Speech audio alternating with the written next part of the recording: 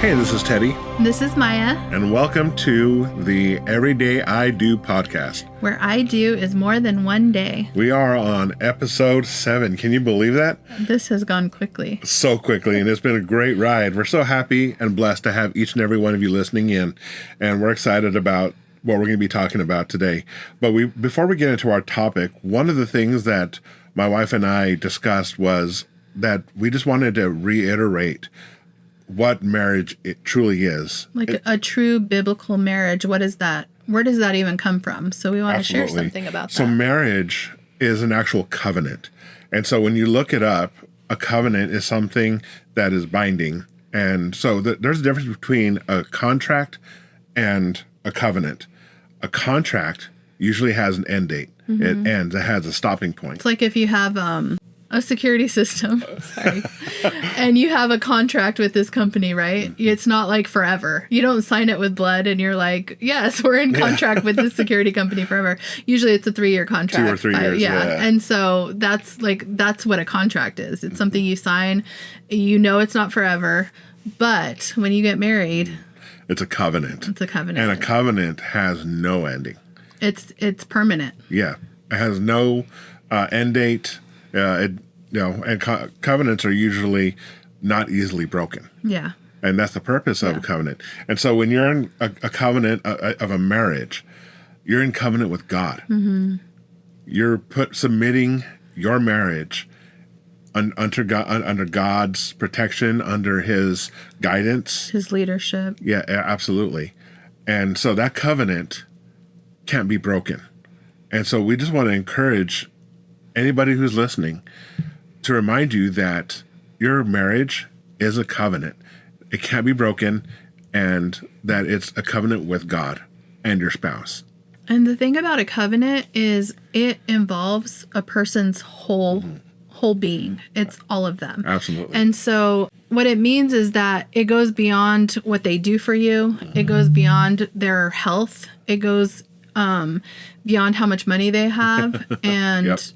A covenant just means you are committed to this person, whether they lose all their worldly goods, whether they lose all their health, whether they lose the ability to walk, or covenant is I'm in this for the rest of our life. And people forget that when they're actually, people do vows when they're getting married. Mm-hmm. And a lot of people just glaze over that. They just think that's a part of the ceremony. Exactly. But I vow to be with you through sickness and in health, through richer or poorer. Through every kind of storm that goes in your marriage. And you don't know when you're first getting married. You don't even know what a storm is for the most part. Like, we haven't been through storms when you're young and in love. Yeah. But when you hit those storms, a lot of people just tend to want to leave. Yeah. And that's not what the covenant is. The covenant of a marriage is sacred, it's precious, and it's holy. Yep. It's binding. It's binding. Genesis 2:24 says, "Therefore a man shall leave his father and his mother and hold fast to his wife, and they shall become one flesh." This is the foundational principle of the one flesh union of marriage. And this is where covenant comes from, because you're making a vow that two of you are becoming one flesh, one person, one being. Absolutely. And so that's what covenant is. You can't just rip that apart because you've become one. Yeah. And so, exactly, I like how you said that. Because when you become one flesh, it's just like you're one body. Yeah. And then cutting you in half. Cutting you in half is, that's why divorce is so painful and harsh and awful. Absolutely. And so that's one word that we've never said in our marriage ever.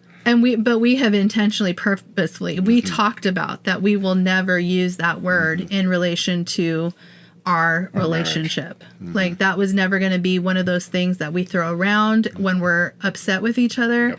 It's not a word that anybody should take lightly, because it's the breaking of a covenant. Yep, absolutely. So that's going to lead us into our topic today.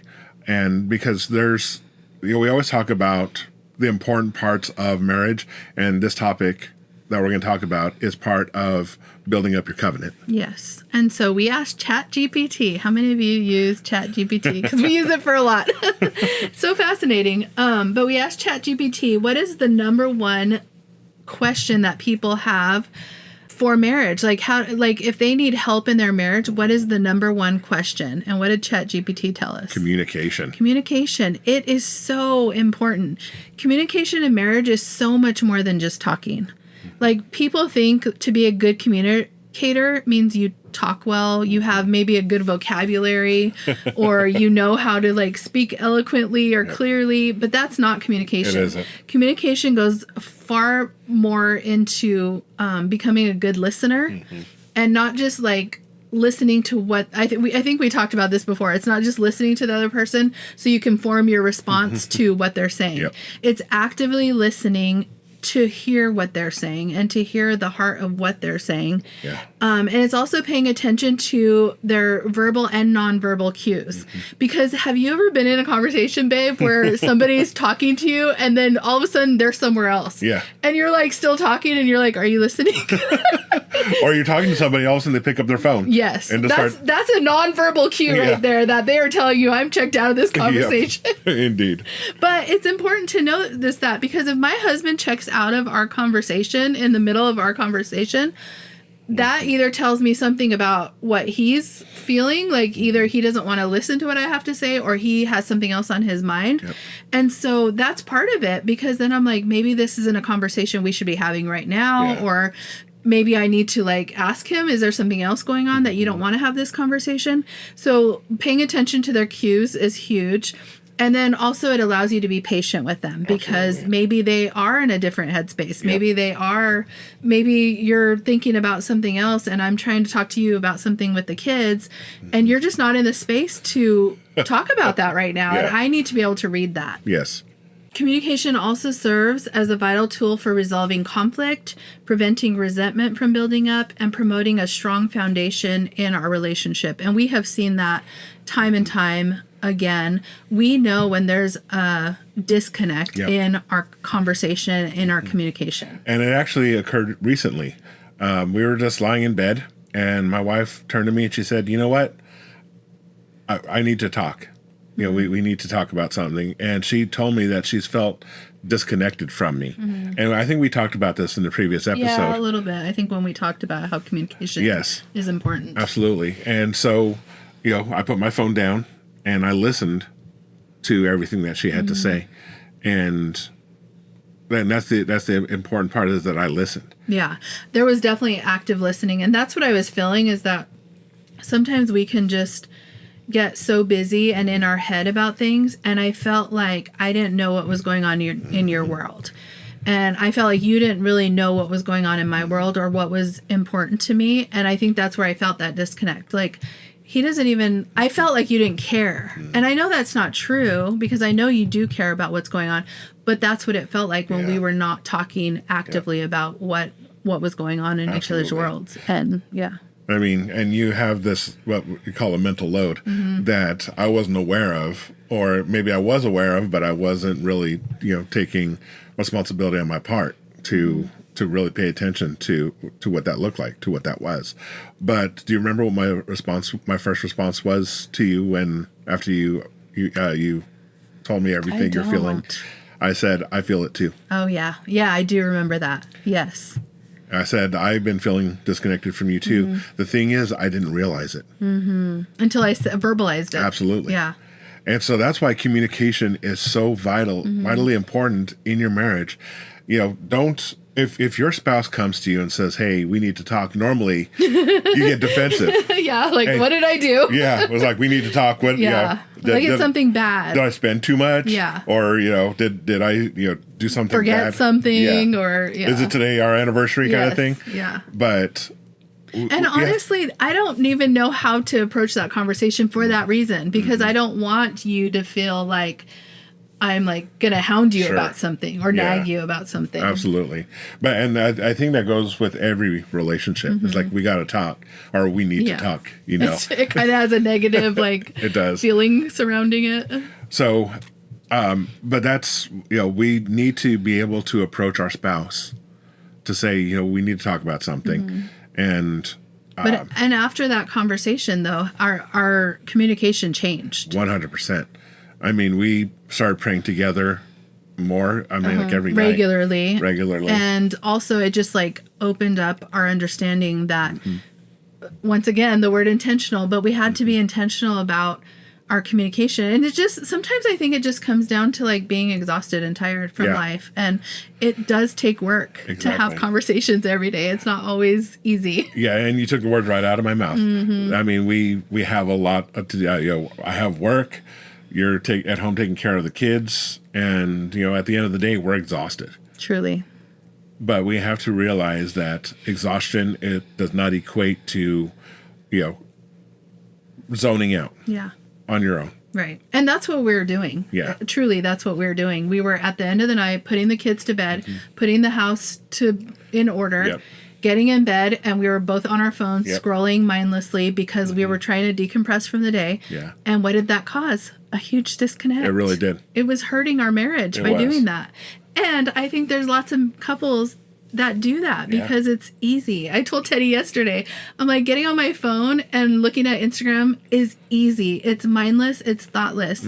But doing the harder things, like having an intentional conversation and talking about things together, that takes a lot more work. It really does.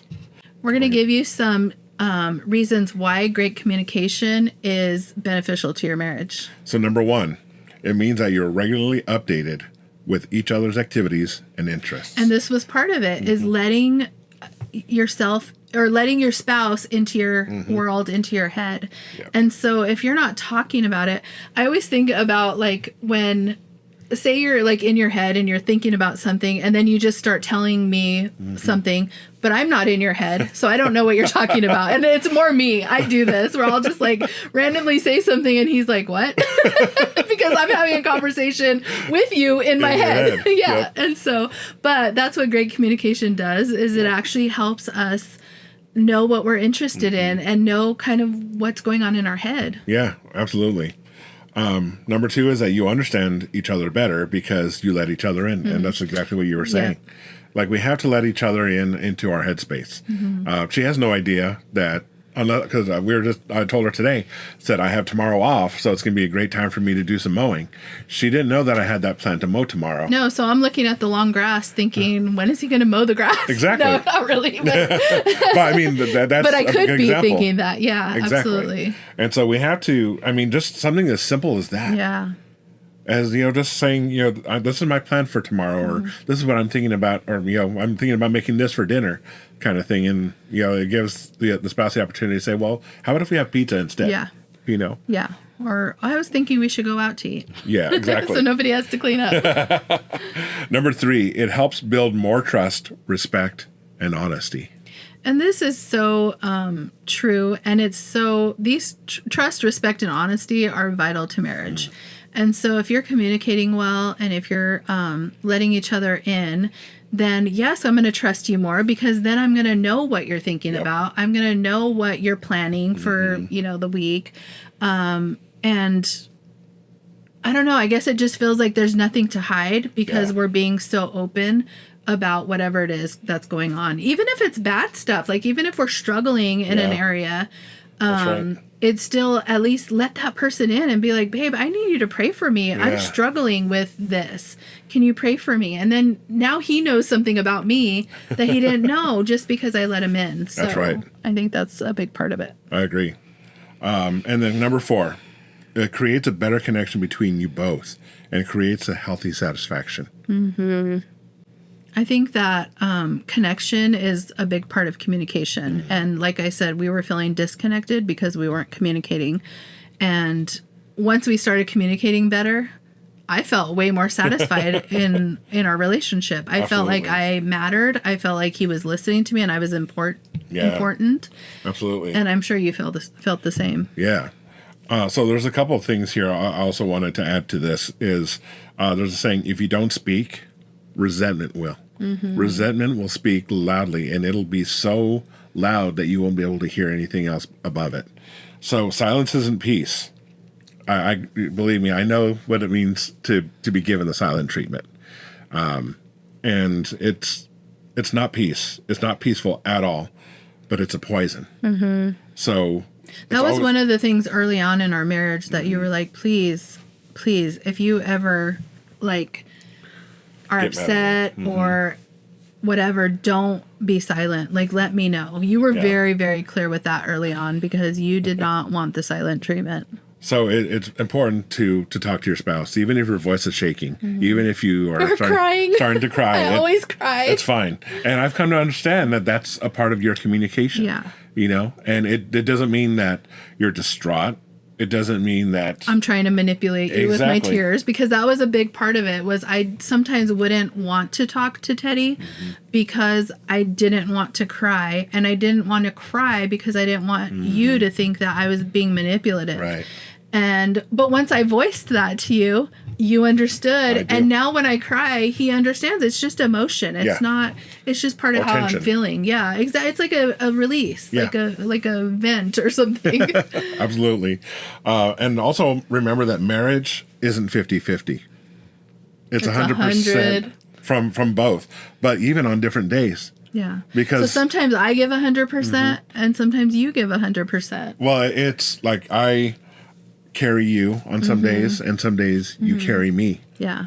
And so love isn't a balance, it's generosity. You know, being generous with yourself. I mean, when we get married, we're to give 100% of ourselves to our spouse in every way, not just sexually. Yeah. In every way. That means emotionally, which sometimes emotionally is much harder than to give yourself sexually or physically, because there's just such a vulnerability where you can be hurt. And I think that's, it's so much harder sometimes. Yep. Never stop doing the small things. Small things matter. Like the saying is, the tea that he made her each night wasn't about tea. It was a reminder that I'm still here. So that makes me think of a funny story. So the other day, Sunday, so Teddy usually leaves early for church because he plays on a worship team. And he always makes me coffee and leaves it for me because I'm usually asleep when he leaves. And so I remember getting up Sunday and there was no coffee. And I was like, oh, I didn't think anything bad. Like, oh, he didn't make me coffee. I just thought, oh, well, he was probably in a rush or maybe he woke up late and, whatever. And I was just like, I missed it though. And then when I came out of the bedroom, it was waiting for me by the coffee maker. And I was like, I was so happy. I was like, oh, he did make me coffee. But it's true. Like, I don't ever want to take that for granted, but I truly appreciate it, babe. And I love doing it for you. Absolutely. So now that we've given you the parts about why communication is important in your marriage, now let's talk about what the Bible says about it. So Mark 10:9 says, "What therefore God has joined together, let no man separate." Your marriage should be a priority. I mean, your first priority is God, 100% first. But right after that, your marriage should be that priority. And this goes back to the covenant part of it. It says God put us together and nobody should be able to separate what God put together. That's right. Now that does happen because divorce happens all around us. Even in the church. Even in the church. Almost as much as in the world. And so divorce is definitely wanting to happen to your marriage.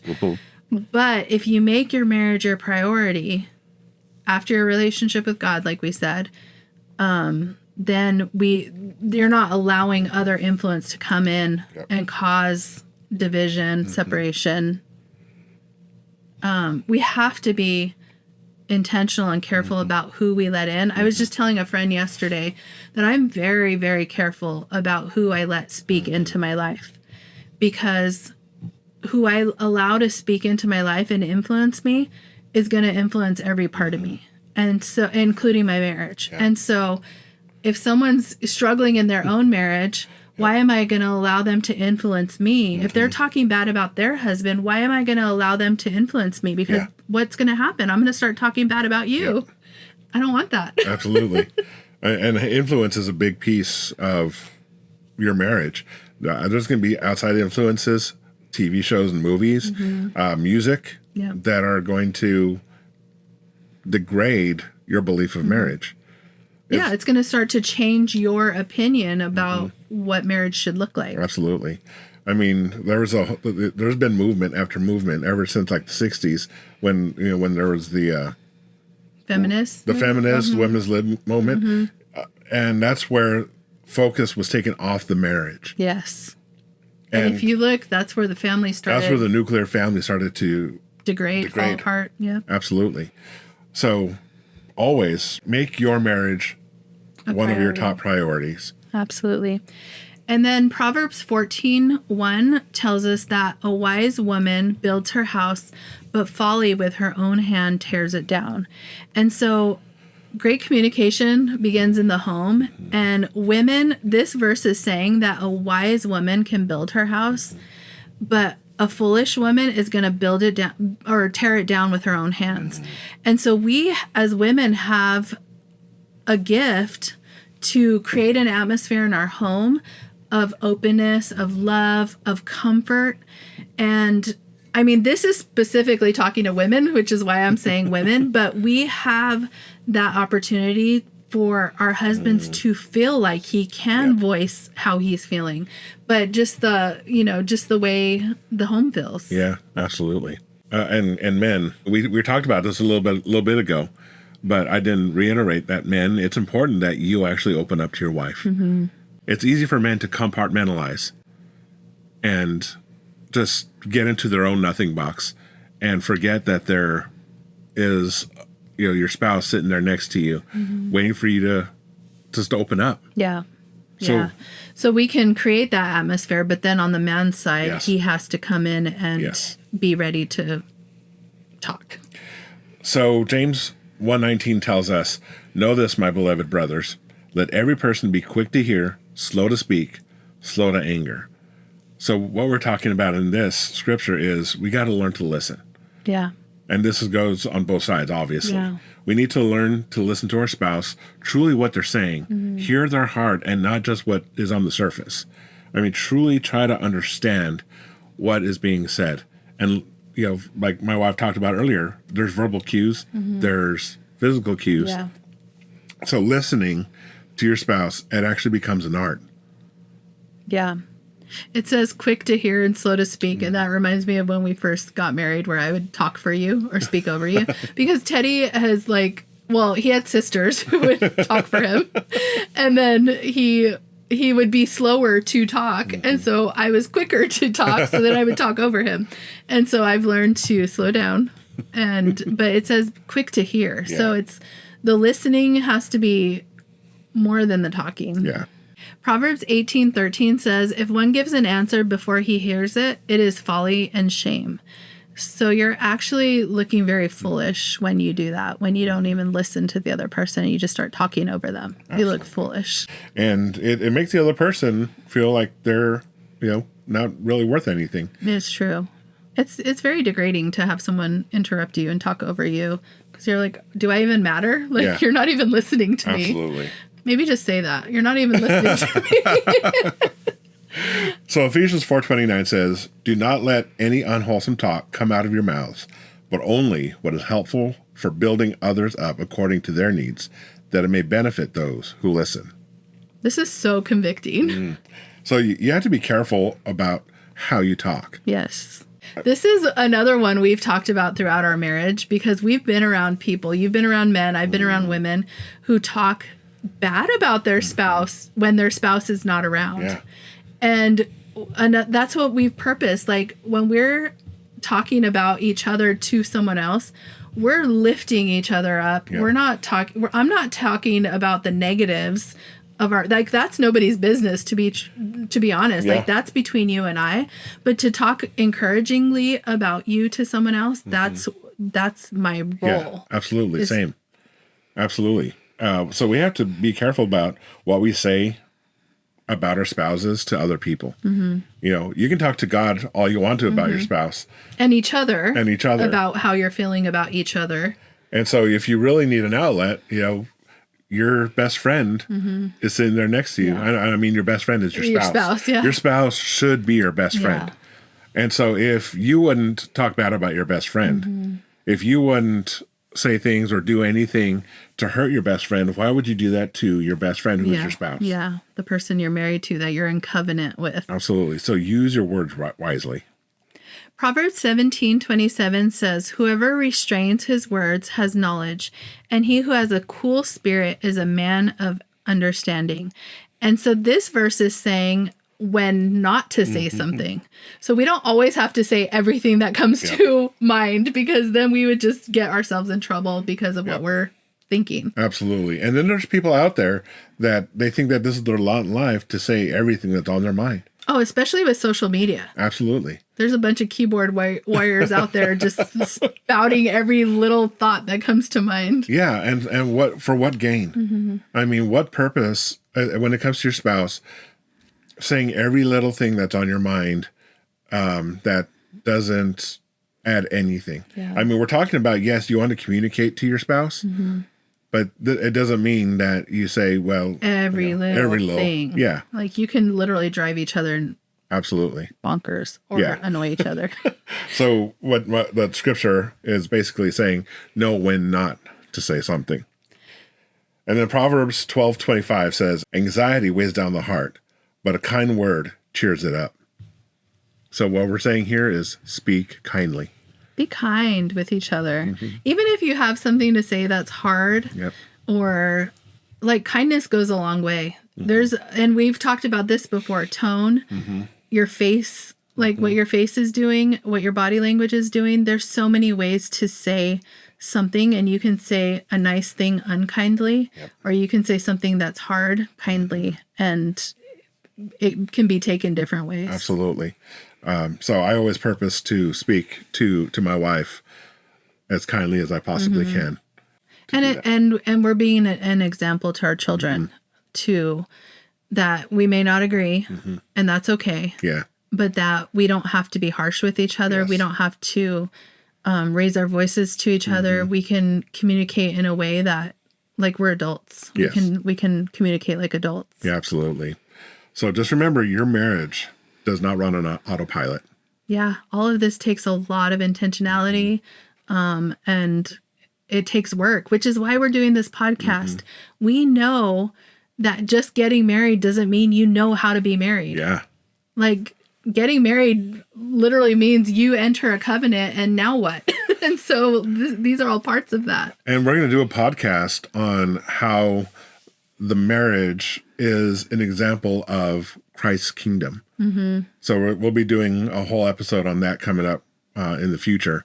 But it's important to remember that our marriage as a covenant is an example of what Christ did for the church. And like you said, it also shows our children how to grow and have healthy marriages themselves. Absolutely. So thank you for listening in to episode 7. We'll hope to see you next time. See you next time.